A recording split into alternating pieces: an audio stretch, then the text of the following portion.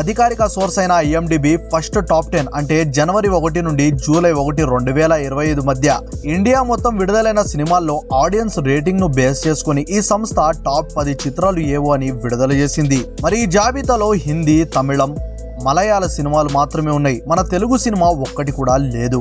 అయితే ఇప్పుడు ఆ టాప్ 10 చిత్రాలు ఏవో మనం ఈ వీడియోలో చూద్దాం. నెంబర్ 10 తమిళం మూవీ విడాముయార్చి. అజిత్ కుమార్ నటించిన విడాముయార్చి మూవీ IMDb రేటింగ్స్ లో 10వ స్థానంలో ఉంది. నెంబర్ 9 బాలీవుడ్ స్టార్ అక్షయ్ కుమార్ నటించిన కేసరి చాప్టర్ 2. ఈ మూవీ 9వ స్థానంలో ఉంది. నెంబర్ 8వ స్థానంలో కూడా Bollywood movie Mr perfectionist Aamir Khan గారి సితారే జమీన్ పర్.